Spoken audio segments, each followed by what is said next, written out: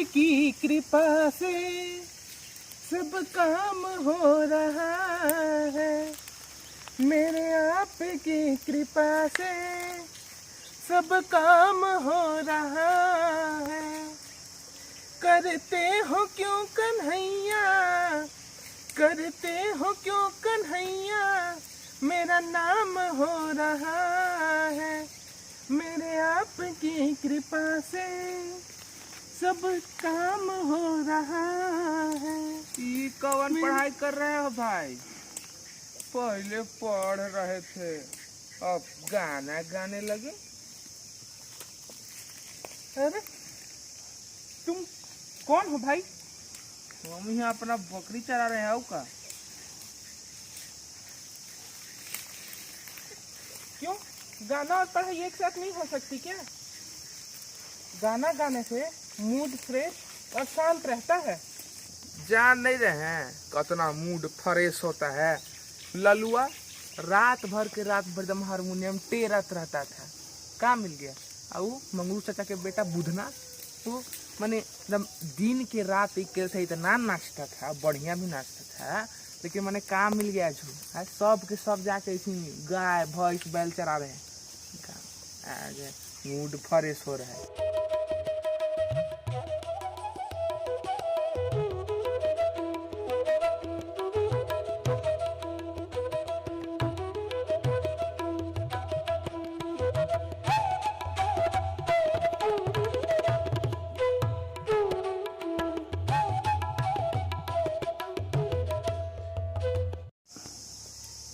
कैसे समझाऊं?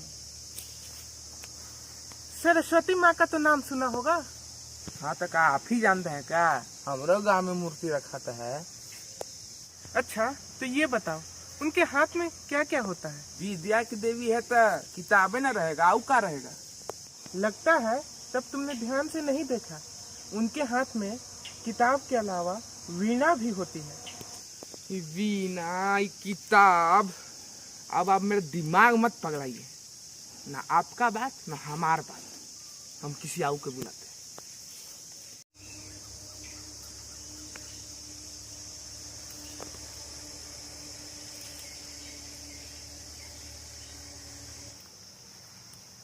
वहां देखिए, एगो पढ़ल लिखल दीदी जा रही है। उन्हीं को बुला के पूछते हैं। दीदी, ए दीदी। हाँ हाँ, आप ही को बुला रहे हैं।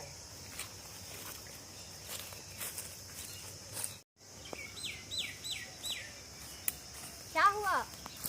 इनकर बात हमको समझ में नहीं आ रहा है, तनी समझा दीजिए ना। कौन सी बात? इन्हीं से पूछिए।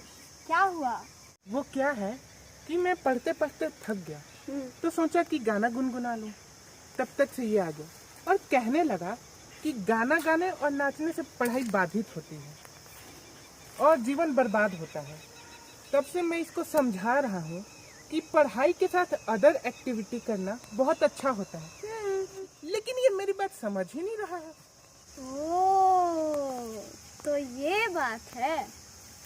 तुम हल तो चलाते होगे ना? हाँ, हमसे बढ़िया कोई हल चलाता है क्या? तो ये बताओ, जब हल चलाते चलाते थक जाते हो तो गाना क्यों गाने लगते हो?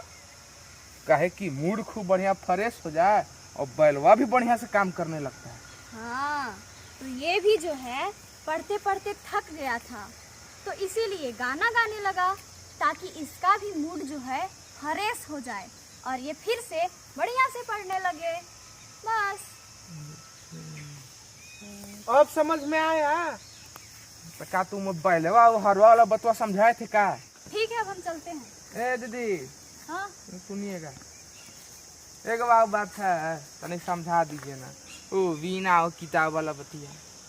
इसको लगता है कि सरस्वती माता का कला से कोई संबंध नहीं, और जो नाच गाना सीखते हैं वे व्यर्थ में ही अपना समय बर्बाद करते हैं। अब आप ही कुछ समझाइए।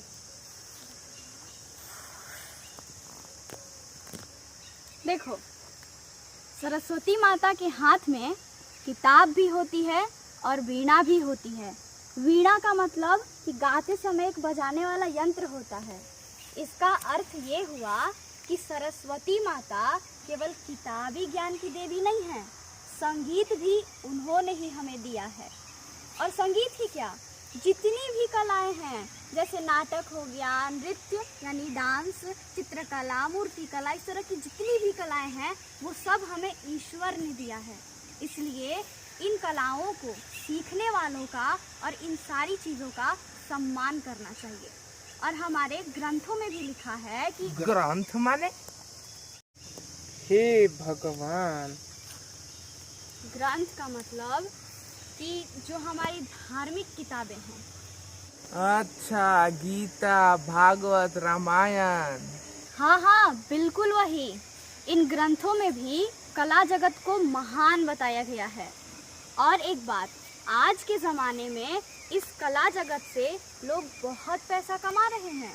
सोचो, पैसा भी कमाते हैं। हाँ, जितनी मेहनत उतना पैसा।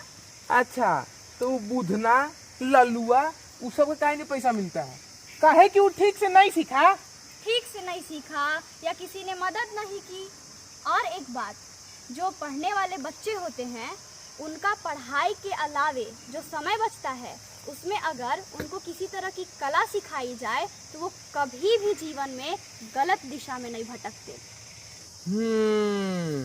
अब समझ में आया। तबे ना। कहा भी गया है, खाली दिमाग शैतान का घर। आप तो चुपे रहिए। चलिए दीदी, बहुत बढ़िया ज्ञान दी दीदी। समझ में आ गया ना? हाँ, सब समझ में आया। बकरियों का नहीं तो भाग गई। आपको तो बाद में देखेंगे। अरे माइयो बड़ी मारे, बहुरा के चक्कर में हम बकरियों का ना तो चल गए। माइयो बड़ी मारे का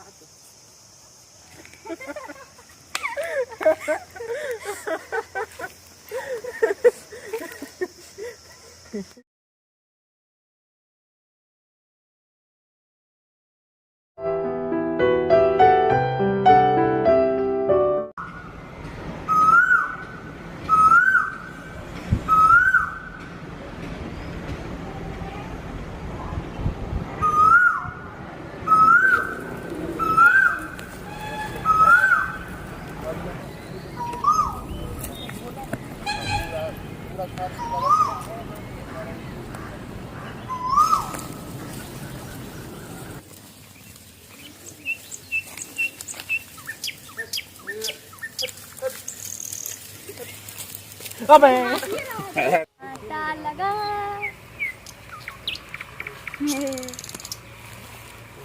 ये देखो बैग कॉस्ट्यूम को प्रिपेयर कर रहे हैं ये लोग। कपड़ा धोने जाते हैं, कपड़ा गंदा कर रहे हैं। फट मत जाए, चलेगा सर। अब ठीक लग रहा है ना सर? कहाँ गंदा हुआ, तो हम बढ़िया से कर रहे हैं। ऐसा कीजिएगा, गंदा हो जाएगा, फट मत जाएगा। इसे भी धोने से पहले फटेगा। गोबर नहीं है कहीं। गाय बुला के करवाया जाए। हाँ, गोबर सुनिए ना, कहाँ तो गंदा कहाँ किया? देख ना भाई, मिट्टी धूल जहाँ वहाँ रखिए। मैंने कहा तुम ही जानते हो क्या? हमरो घर